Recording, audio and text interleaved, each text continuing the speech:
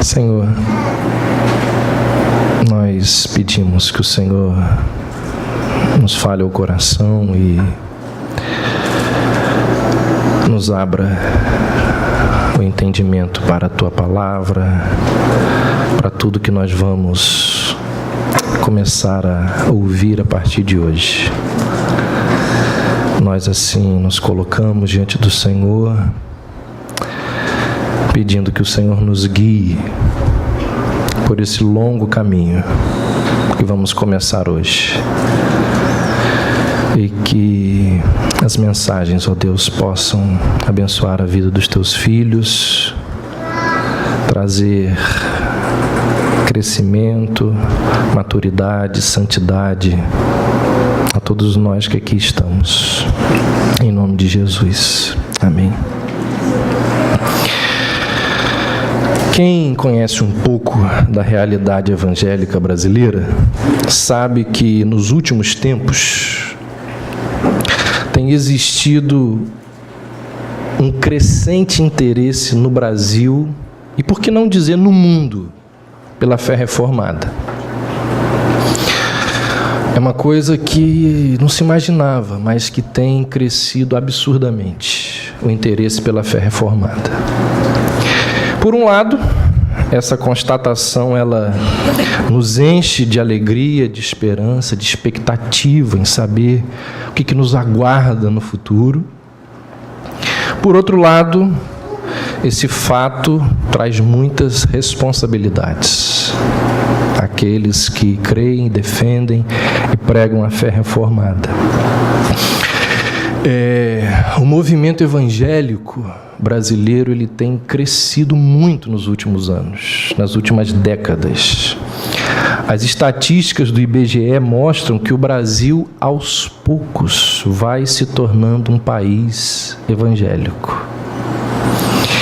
E essas mesmas estatísticas mostram que, de uma forma geral, as pessoas elas são atraídas para igrejas de orientação carismática. Ou seja, esse grande crescimento evangélico diz respeito a uma enorme quantidade de pessoas que buscam igrejas pentecostais e neopentecostais. As estatísticas do IBGE mostram que não houve um crescimento assim muito grande nas igrejas tradicionais.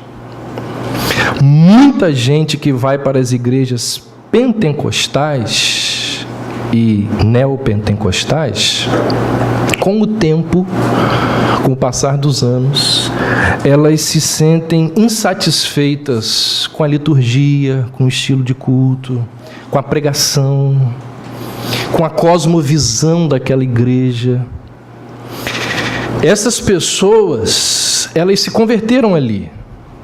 No entanto, depois de um período, elas começam a perceber, a gente poderia dizer assim, incompatibilidades com as práticas realizadas dentro da igreja com aquilo que a Bíblia diz.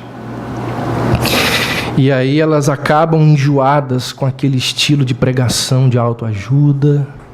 Elas não aguentam mais ouvir mensagens sobre prosperidade, coisas afins. Com o tempo, elas se cansam de uma religião humanista, que produz um culto cheio de entretenimento. Aqueles que acompanham já há tempo a nossa igreja sabem que o estilo de culto da nossa igreja é música, leitura da Bíblia, pregação, tchau, pode ir para casa. Não tem mais nada. Não tem entretenimento. Não tem coreografia, não tem dança, não tem luzes, não tem isso, não tem aquilo. Não tem. Porque essas coisas são focadas para atrair homens.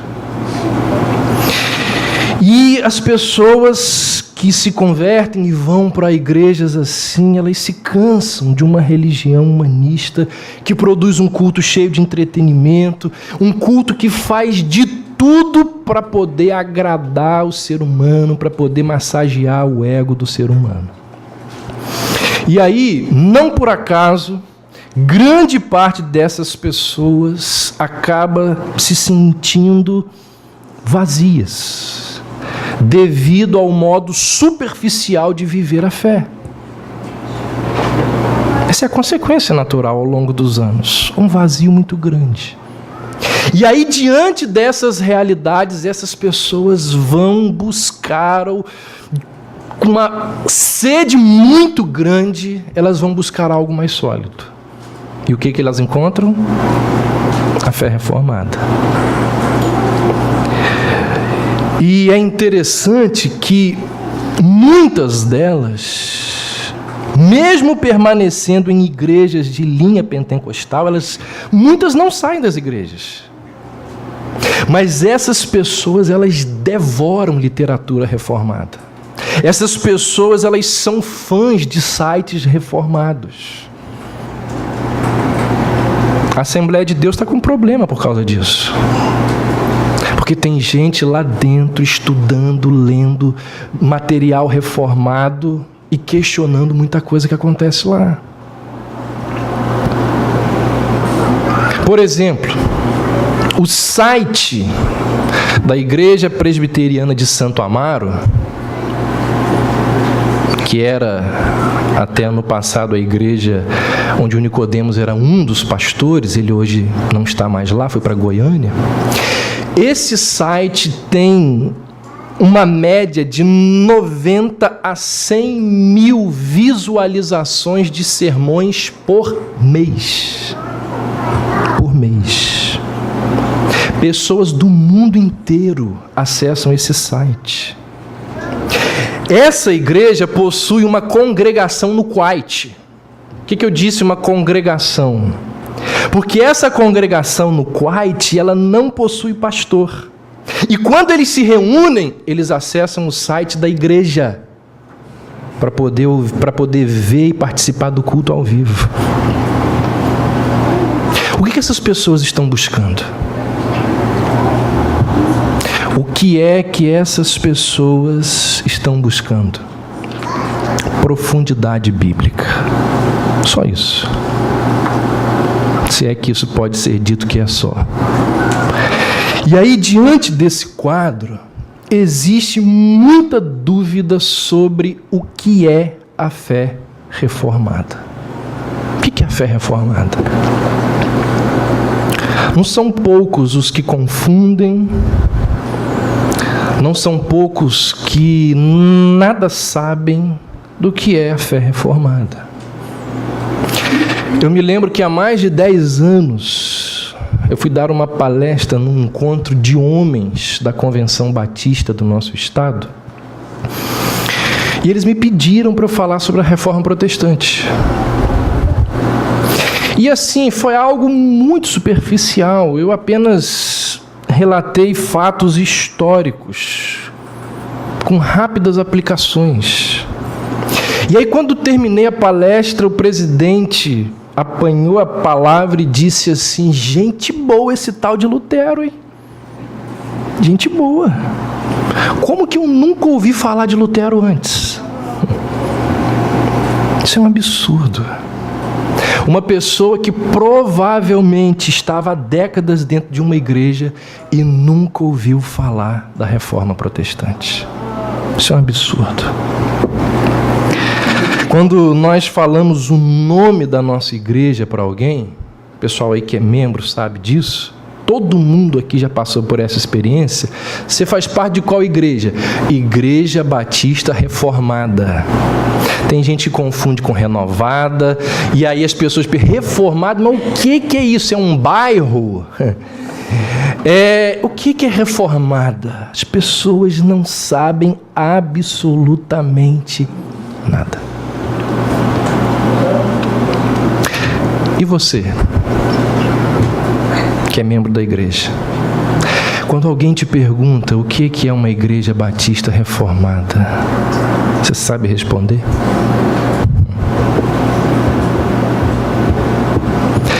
Então, percebe a enorme necessidade que nós temos de esclarecermos e estudarmos sobre o assunto?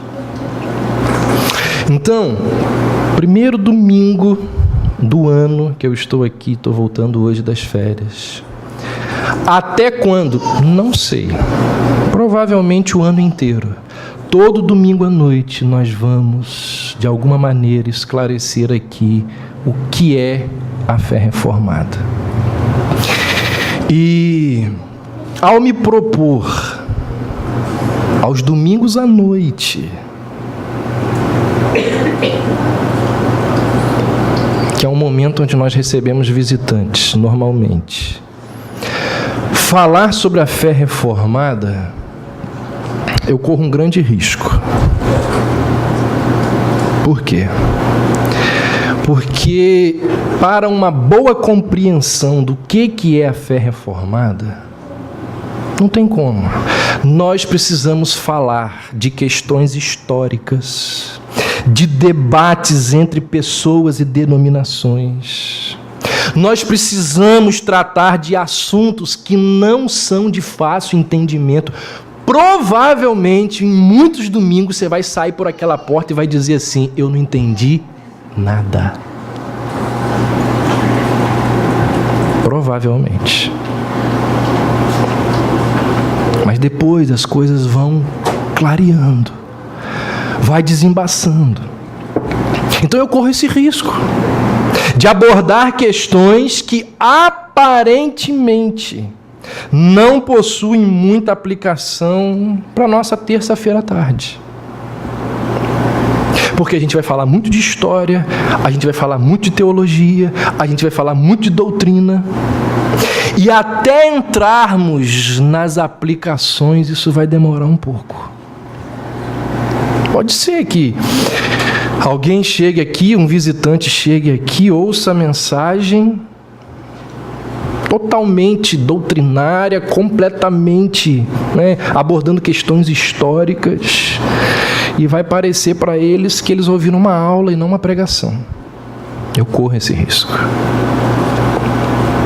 Eu estou bancando isso, porque eu acho que isso se faz necessário. Sabe o que, gente? Não tem como você contar até 13, chegar até o número 13 sem contar até 12. Não tem como eu entender muitas coisas acerca de você se eu não conhecer o seu passado. Então, tem uma sequência, tem uma história por trás. E é impossível a gente falar e tratar sobre o que é a fé reformada sem abordarmos questões históricas, que são importantíssimas. Então, logo de cara, o que eu peço a você? Paciência. Tenha paciência comigo. Compreensão. Esforço. Diligência para ouvir com atenção. Não fique saindo. Não fique dando mole aí para as crianças. Se esforce para prestar atenção. E eu tenho certeza que com o tempo nós iremos perceber que conhecer e aprender e estudar sobre justificação pela fé é muito mais importante do que você ouvir uma mensagem do tipo 6 passos para uma vida feliz.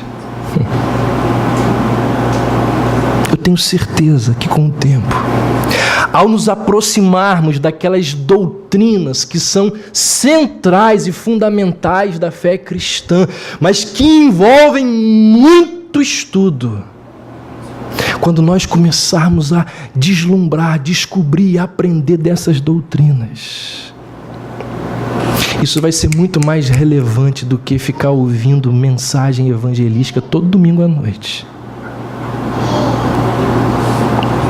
Então, qual é o meu objetivo aqui? É mostrar a profundidade da teologia reformada. Muita gente pensa de forma errada que calvinismo diz respeito a 5 pontos. Gente, teologia calvinista reformada, ela vai muito além. Muito além. O meu objetivo é mostrar com o tempo a aplicabilidade, a praticidade da fé reformada. Como vocês vão ver, aqueles que acompanharem as mensagens, vocês vão ver que a fé reformada, ela não se trata de conceitos teológicos vazios, abstratos, não é isso. A fé reformada tem a ver com as nossas vidas, com o cotidiano, com o nosso dia a dia.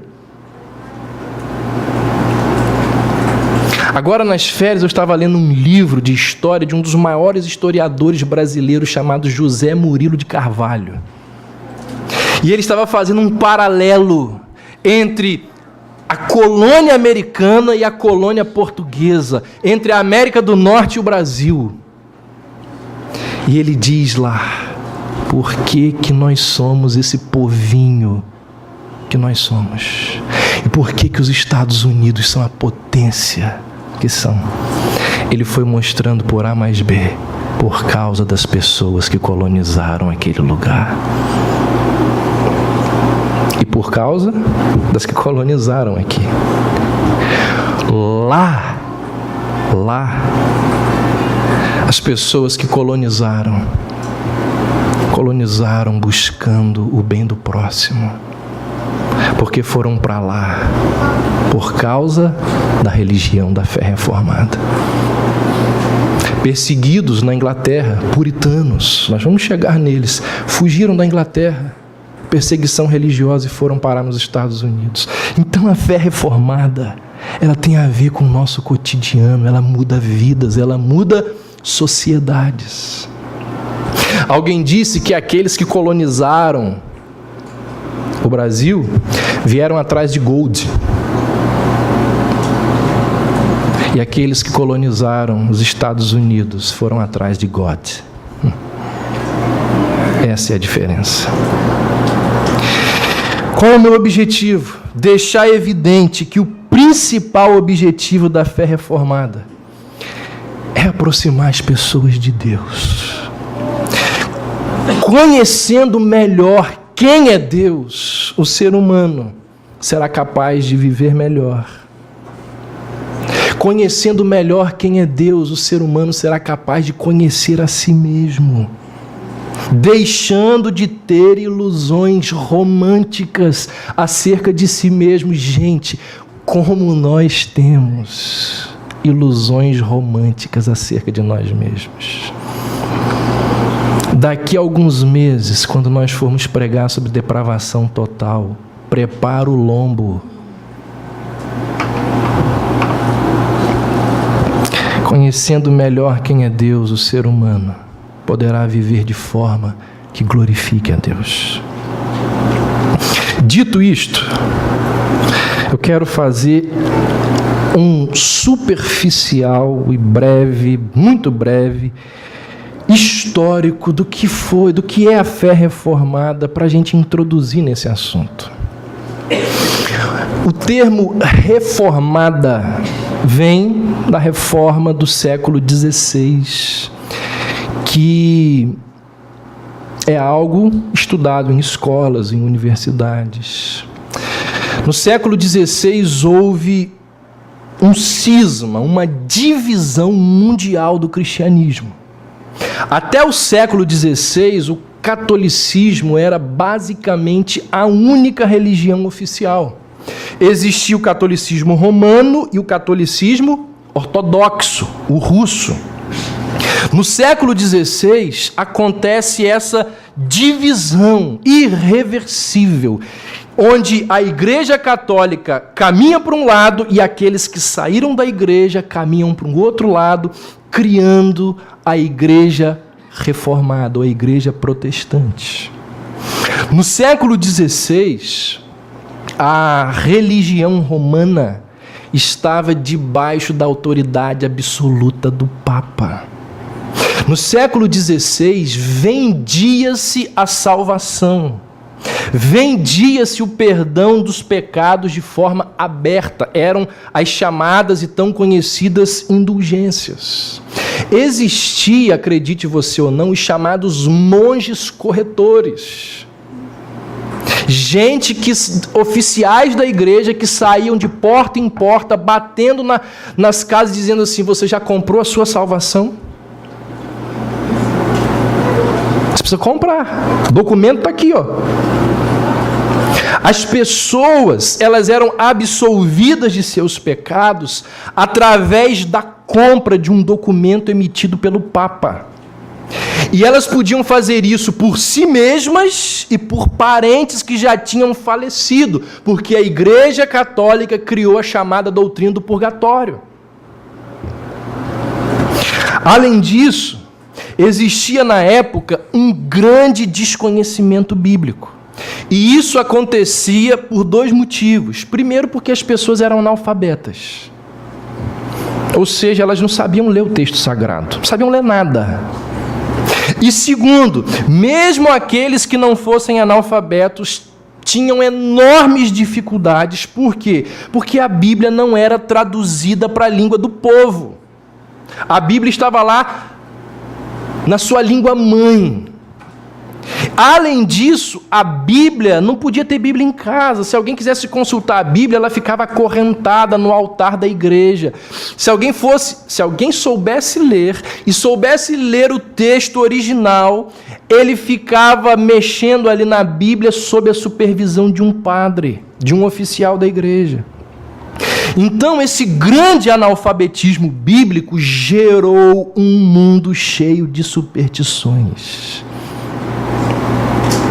Gente, esta é a consequência natural do desconhecimento das Escrituras.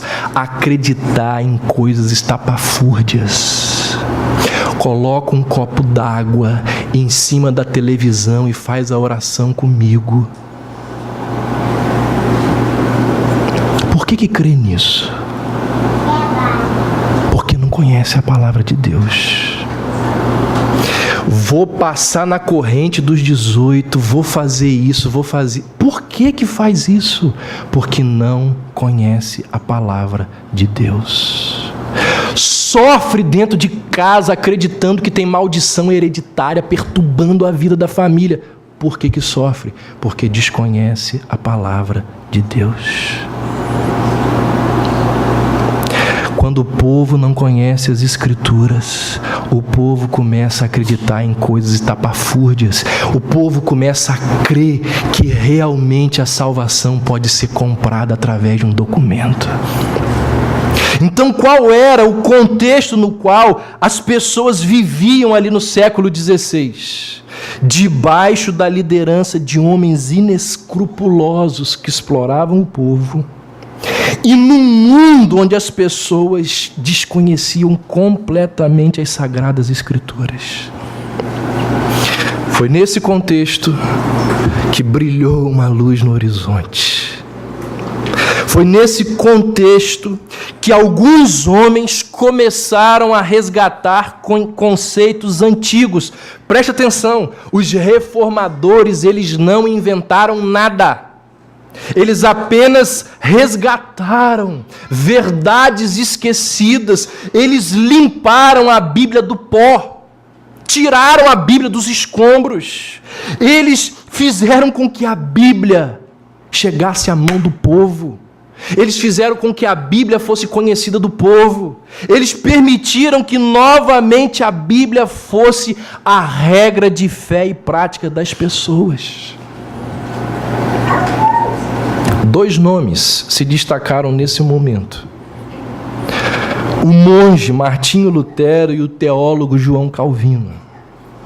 Outros nomes foram importantes, conhecidos, pessoas como Ulrich Zwinglio, Farel, Teodoro Bessa, Melanchthon, John Knox e tantos outros. Mas de todos esses, Lutero e Calvino são os mais conhecidos e os principais, por algo bem específico. Lutero, ele começou aquele período da Reforma. Lutero, ele se indignou contra muitas coisas, mas o alvo principal da indignação de Lutero foi a venda de indulgências.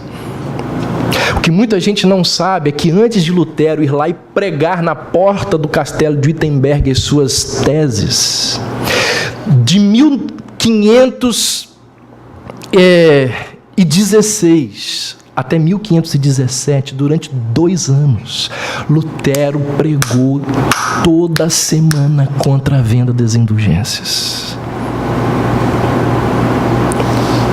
Mas como que a igreja permitiu Lutero continuar pregando contra algo que ela ensinava? A gente vai ver lá na frente.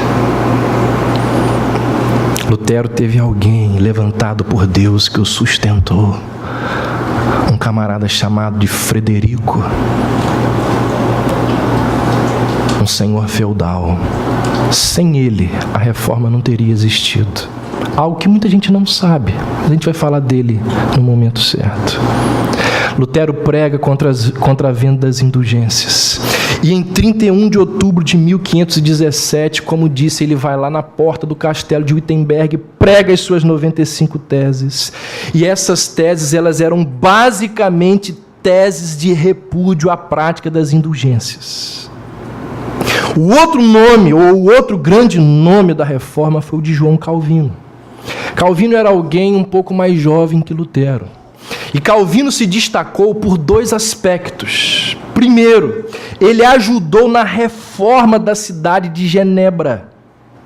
A Genebra de Calvino era uma espécie de democracia cristã. Muita gente não sabe disso, mas a base da democracia ocidental saiu da Genebra de Calvino. Calvino ajudou aquela cidade a viver debaixo dos princípios da palavra de Deus. Isso levou a se tornar o homem que foi. Além disso, Calvino se tornou um dos maiores escritores da história do cristianismo. Calvino escreveu comentários sobre quase a Bíblia toda.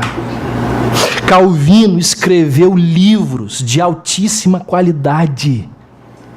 Dentre esses livros escritos por Calvino, o mais famoso deles são as Institutas da Religião Cristã, considerado o maior tratado teológico da Reforma Protestante e, por que não, um dos maiores da história do cristianismo. Em 4 volumes, ele aborda todos os aspectos teológicos da Bíblia, da fé e da prática cristã. Ou seja, Calvino foi aquele que sistematizou a reforma. Ele pegou todas as doutrinas, todas as verdades, todos os conceitos e colocou nas suas institutas. Sistematizou para o povo aprender, para ser estudado nos seminários, para ser propagado em várias partes do mundo. Calvino não queria que o seu nome estivesse associado a alguma teologia.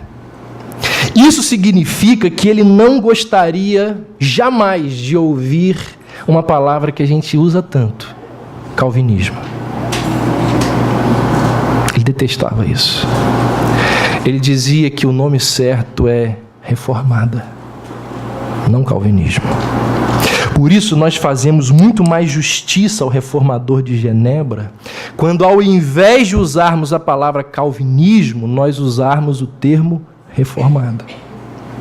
Então, quando nós falamos de teologia reformada, nós estamos falando muito mais de calvinismo do que de luteranismo.